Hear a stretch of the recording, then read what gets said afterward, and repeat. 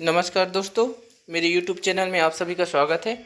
दोस्तों, आज की इस वीडियो में हम लोग छत्तीसगढ़ सहायक शिक्षक भर्ती परीक्षा 2023 के बाल विकास के प्रश्नों को देखने वाले हैं। पिछले वीडियो में भी मैंने बाल विकास के 15 प्रश्नों को हल किया है। उसी को कंटिन्यू करते हुए आज से हम इस वीडियो में जो है प्रश्न क्रमांक 16 से लेकर 30 को देखेंगे। तो चलिए शुरुआत करते हैं। यदि आप लोग मेरे चैनल में पहली बार आए होंगे तो चैनल को सब्सक्राइब कर सकते हैं। वीडियो पसंद आए तो वीडियो को लाइक और शेयर कर सकते हैं। चलिए देखते हैं। पहला 16 नंबर का प्रश्न आया था, जीन पियाजे के अनुसार विकास की किस अवस्था में बच्चे वैज्ञानिक चिंतन करना शुरू कर देते हैं। विकल्प में है ए संवेदी पेशी अवस्था, बी पूर्व संक्रियात्मक अवस्था, सी मूर्त संक्रियात्मक अवस्था, डी औपचारिक संक्रियात्मक अवस्था या अमूर्त संक्रियात्मक अवस्था। तो देखिए, जीन पियाजे ने जो है विकास की अवस्था का सिद्धांत दिया था, जिसको संज्ञानात्मक विकास का सिद्धांत बोलते हैं। जीन पियाजे एक स्विस वैज्ञानिक थे, स्विस मनोवैज्ञानिक थे, और इन्होंने संज्ञानात्मक विकास के सिद्धांत में बताया था कि बच्चा का विकास जो है 4 अवस्थाओं से होता है, जिसमें ये 4 अवस्थाओं के नाम यहाँ पे लिखा हुआ है। संवेदी पेशी अवस्था, पूर्व संक्रियात्मक अवस्था, मूर्त संक्रियात्मक अवस्था और औपचारिक संक्रियात्मक अवस्था या अमूर्त संक्रियात्मक अवस्था। इसका अगर हम एज के हिसाब से देखें तो संवेदी पेशी अवस्था होता है 0 से लेकर 2 वर्ष तक। फिर आपका आ जाता है पूर्व संक्रियात्मक अवस्था, जो कि होता है 2 से 7 वर्ष तक। ये होता है 2 से 7 वर्ष तक। फिर आता है आपका मूर्त संक्रियात्मक अवस्था, ये होता है 7 से 11 वर्ष तक। और औपचारिक संक्रियात्मक अवस्था या अमूर्त संक्रियात्मक अवस्था होता है, ये होता है 11 वर्ष के बाद। तो इस प्रकार से 4 अवस्था में बांटा है। और इसमें जो बच्चे हैं वैज्ञानिक चिंतन कब किसमें शुरू करते हैं, तो वैज्ञानिक चिंतन बच्चे जो है प्रारंभ करते हैं अमूर्त या औपचारिक संक्रियात्मक अवस्था में। तो इसका आंसर क्या होगा? डी आंसर होगा। एक प्रश्न आता है कि आत्मकेंद्रित का गुण जो है कौन सी अवस्था में पाया जाता है, तो ये जो है पाया जाता है आपका पूर्व संक्रियात्मक अवस्था में पाया जाता है। किसमें पाया जाता है? वो वाला आत्मकेंद्रिता का गुण जो है किसमें पाया जाता है? पूर्व संक्रियात्मक अवस्था में पाया जाता है। इसका आंसर तो आपका है डी।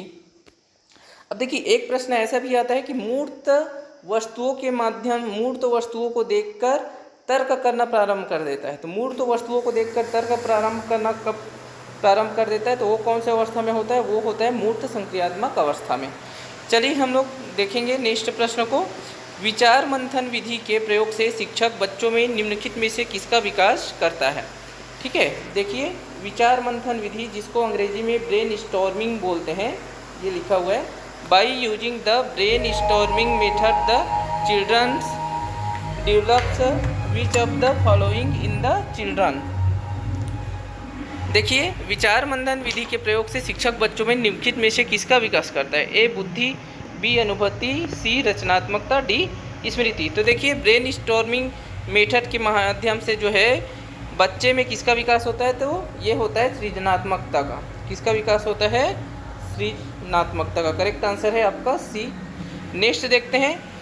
रीता अपनी कक्षा में सीखने के लिए आकलन और सीखने का आकलन दोनों का प्रयोग करती है।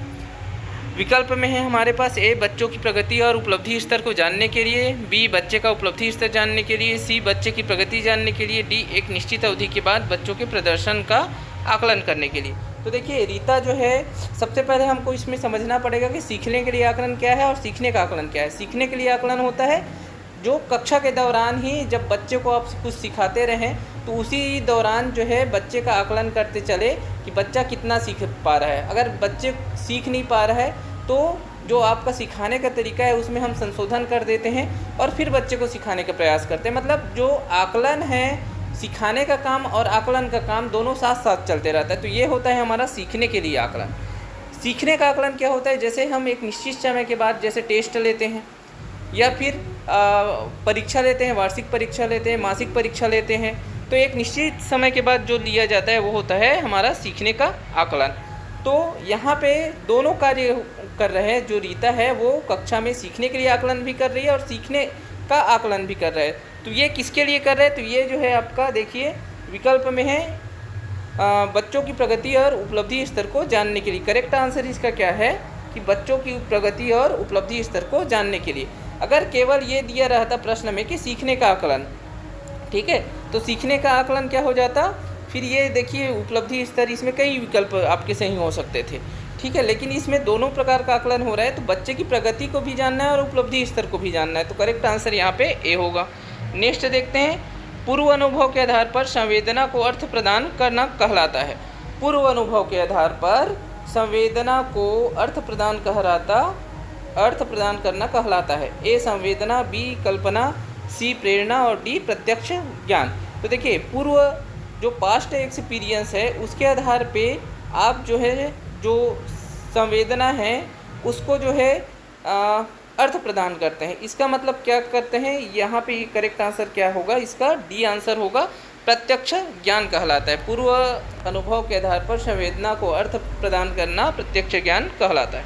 नेक्स्ट देखते हैं, शिक्षण मुख्य रूप से खाली स्थान के द्वारा किया जाना चाहिए। ए कुशल एवं प्रशिक्षित शिक्षक, बी अप्रशिक्षित शिक्षक, सी अनुभवी शिक्षक और डी युवा प्रतिभाशाली व्यक्ति। तो देखिए शिक्षण किसके द्वारा किया जाना चाहिए, तो भाई शिक्षण तो ट्रेन जो जिसको जो प्रशिक्षित हो ऐसे शिक्षकों के द्वारा किया जाना चाहिए। तो देखिए यहाँ आंसर क्या हो जाएगा, कुशल एवं प्रशिक्षित शिक्षक के द्वारा। नेक्स्ट देखते हैं हम लोग, प्रश्न 21 है, शिक्षा नीति 2020 के अनुसार बच्चे के मस्तिष्क के कितने प्रतिशत का विकास 6 वर्ष की आयु के पूर्व हो जाता है। विकल्प में हमारे पास दिया हुआ है, ए 85% से अधिक, बी 75% से अधिक, सी 95% से अधिक, डी 65% से अधिक। तो देखिए इसका आंसर है हमारा ए 85% से अधिक। शिक्षा नीति 2020 के अनुसार बच्चे के मस्तिष्क के 85% से अधिक का विकास जो है 6 वर्ष की आयु के पूर्व हो जाता है। नेक्स्ट प्रश्न देखते हैं, शिक्षा से मेरा अभिप्राय बच्चे और मनुष्य के शरीर, मन और आत्मा के सर्वोन्मुखी विकास से है। शिक्षा की यह परिभाषा किसकी देन है। देखिए शिक्षा से मेरा अभिप्राय बच्चे और मनुष्य के शरीर, मन और आत्मा के सर्वोन्मुखी विकास से है। शिक्षा की यह परिभाषा किसकी देन है, तो यह परिभाषा देन है, देखिए विकल्प में दिया हुआ है, मैं सीधा बता देता हूँ, ये परिभाषा है आपकी महात्मा गांधी की। विकल्प डी जो है इसका करेक्ट आंसर है। नेक्स्ट देखते हैं 23 नंबर का प्रश्न, इवान पावलोव द्वारा प्रतिपादित शास्त्रीय अनुबंधन सिद्धांत अधिगम को निम्न के द्वारा स्पष्ट करता है।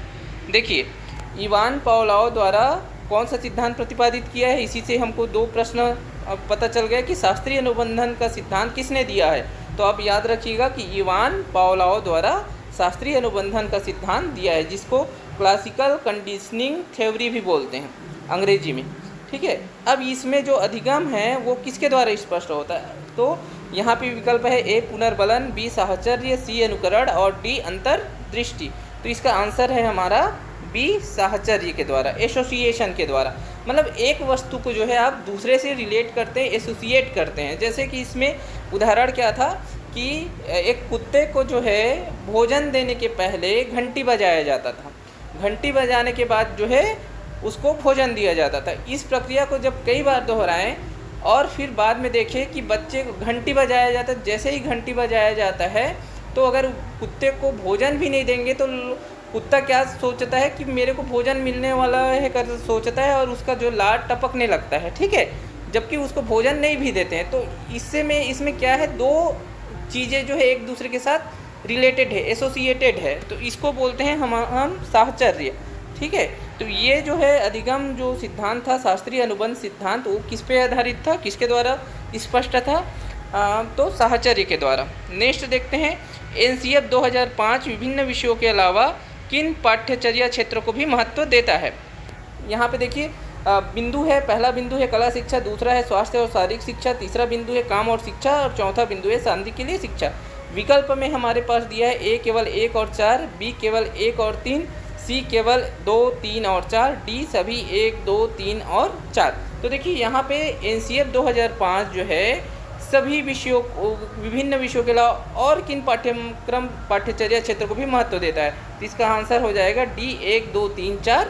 मतलब कला शिक्षा को भी देते हैं, स्वास्थ्य और शारीरिक शिक्षा को भी देते हैं, काम शिक्षा को भी देते हैं, शांति के लिए शिक्षा को भी महत्व देता है। चलिए देखते हैं हम लोग नेक्स्ट प्रश्न, लेव वाइगोत्स्की के सामाजिक रचनावादी सिद्धांत के अनुसार विद्यार्थियों का आकलन किस विधि से करना चाहिए। देखिए लेव वाइगोत्स्की के सामाजिक रचनावादी सिद्धांत के अनुसार विद्यार्थियों का आकलन किस विधि से करना चाहिए? ए मौखिक आकलन, बी योगात्मक आकलन, सी सहयोगात्मक परियोजनाएं, डी मानकीकृत परीक्षण। तो देखिए सामाजिक रचनावादी सिद्धांत है, मतलब इसका आंसर क्या हो जाएगा हमारा? देखिए मौखिक आकलन, योगात्मक आकलन ये तो नहीं है, क्या है आंसर? ये सहयोगात्मक परियोजनाएं है ना, इसके द्वारा जो है विद्यार्थियों का आकलन हमको करना चाहिए। नेक्स्ट देखते हैं राष्ट्रीय शिक्षा नीति 2020 में तैयारी कक्षा या बाल वाटिका की स्थापना प्रस्तावित है। तैयारी कक्षा या बाल वाटिका के लिए बच्चे की आयु सीमा क्या है?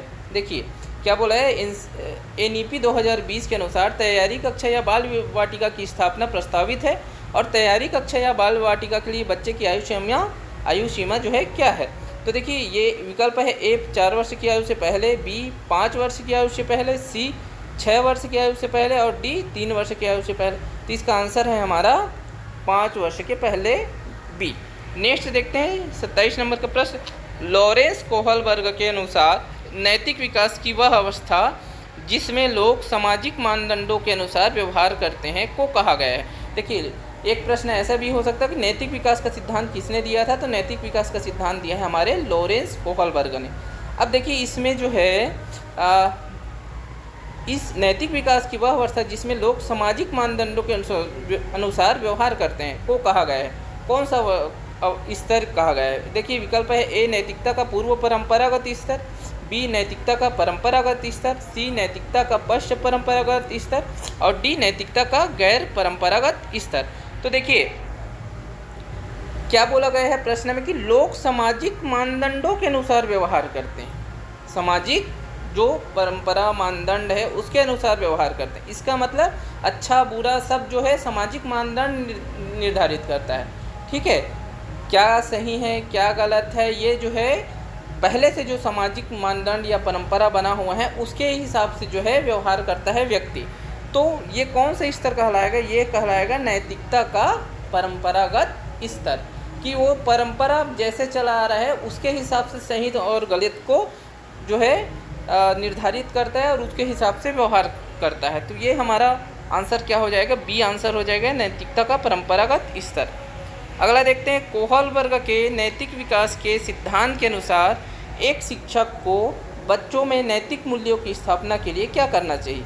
ए कक्षा में सख्त अनुशासन रखना चाहिए, बी कक्षा में नैतिक मुद्दों की चर्चा करनी चाहिए, सी बच्चों को नैतिकता एवं मूल्य संबंधी सामग्री पढ़ने को देनी चाहिए, डी बच्चों को व्यवहार संबंधी नियमों की जानकारी देनी चाहिए। तो देखिए इसका करेक्ट आंसर क्या है? सख्त अनुशासन, ये सब तो गलत ही है। बी कक्षा में नैतिक मुद्दों की चर्चा करनी चाहिए, केवल पढ़ने को देना या सख्त अनुशासन करना या नियमों की जानकारी देना ये जो है सही नहीं है। क्या है कि कक्षा में नैतिक मुद्दों की चर्चा करनी चाहिए, किसके अनुसार? तो कोहलबर्ग के नैतिक विकास के सिद्धांत के अनुसार। अगला प्रश्न देखते हैं, इनमें से कौन सा कथन सत्य है, मनुष्य के विकास के संबंध में सर्वाधिक उपयुक्त है? देखिए इनमें से कौन सा कथन मनुष्य के विकास के संबंध में सर्वाधिक उपयुक्त कौन सा कथन है? ए मनुष्य में विकास एक गुणात्मक प्रक्रिया है, बी मनुष्य में विकास एक मात्रात्मक प्रक्रिया है, सी मनुष्य में विकास में गुणात्मक और मात्रात्मक दोनों प्रक्रियाएं हैं, डी मनुष्य में विकास एक मनोवैज्ञानिक प्रक्रिया है। तो देखिए मनुष्य का विकास जो होता है गुणात्मक भी होता है और मात्रात्मक भी होता है। ठीक है, तो इसलिए इसका सबसे बेस्ट आंसर क्या हो जाएगा हमारा, और वही हमको निकालना है कि सर्वाधिक उपयुक्त आंसर है हमारा ऑप्शन सी, मनुष्य में विकास जो है मनुष्य में विकास गुणात्मक और मात्रात्मक दोनों प्रक्रियाएं हैं। आगे देखिए इस वीडियो को लास्ट क्वेश्चन, रवि पढ़ाई में अच्छा है परंतु अक्षरों शब्दों को पढ़ने समझने में कमज़ोर है, उसकी गणितीय समझ अच्छी है, रवि निम्नलिखित में से किस विकार से ग्रसित हो सकता है? देखिए क्या बोला है, रवि पढ़ाई में अच्छा है परंतु अक्षरों शब्दों को पढ़ने समझने में कमज़ोर है, जिसकी गणितीय समझ अच्छी है, रवि निम्नलिखित में से किस विकार से ग्रसित हो सकता है? तो देखिए अक्षरों शब्दों को पढ़ने में जो है कमज़ोर है, तो इसका आंसर क्या हो जाएगा? इसका आंसर हो जाएगा हमारा डिसलेक्सिया। क्या हो जाएगा? डिसलेक्सिया। विकल्प में देखिए ए बी सी डी करके दिया हुआ है। डिसकैलकुलिया ये होता है गणित से संबंधित, है ना, ये क्या होता है? डिसकैलकुलिया होता है गणित से संबंधित। और डिस्ग्राफिया भी क्या होता है, डिस्ग्राफिया होता है आपका लेखन से संबंधित, और जिसको भाषा से संबंधित दिक्कत होता है, ठीक है, उसको भाषा को समझने में, बोलने में, ये सब तो ये डिस्फेजिया में आता है ना। यहाँ पे अक्षरों को सब और शब्दों को पढ़ने समझने में दिक्कत हो रहा है, तो इसका आंसर हमारा ऑप्शन सी डिसलेक्सिया है, जिसमें अक्षरों को उल्टा भी पढ़ते हैं, है ना, उल्टा देखते हैं। तो इस प्रकार से ये वीडियो जो है हमारा यहाँ पे इस क्वेश्चन के साथ जो है समाप्त हो रहा है। दोस्तों, यदि आप लोग मेरे साथ जुड़ के तैयारी करना चाहते हैं तो मेरे टेलीग्राम चैनल को ज्वाइन कर सकते हैं। वीडियो पसंद आए तो वीडियो को लाइक कर सकते हैं। मैं इस जो है बाल विकास के सारे सीजी टेट और टीचर भर्ती परीक्षा में जितने भी बाल विकास के प्रश्न आए हैं सबको धीरे धीरे एक एक वीडियो के माध्यम से, दो वीडियो के माध्यम से कंप्लीट करते जाऊंगा। और यदि आप लोग मेरे चैनल से जुड़ना चाहेंगे तो चैनल को सब्सक्राइब कर सकते हैं। मैं मैथ को भी सहायक शिक्षक के और शिक्षक के सिलेबस को धीरे धीरे कवर करने का सोच रहा हूँ। तो यदि आप मेरे से जुड़ना चाहेंगे तो मेरे से जुड़ सकते हैं। इस वीडियो में इतना ही। धन्यवाद।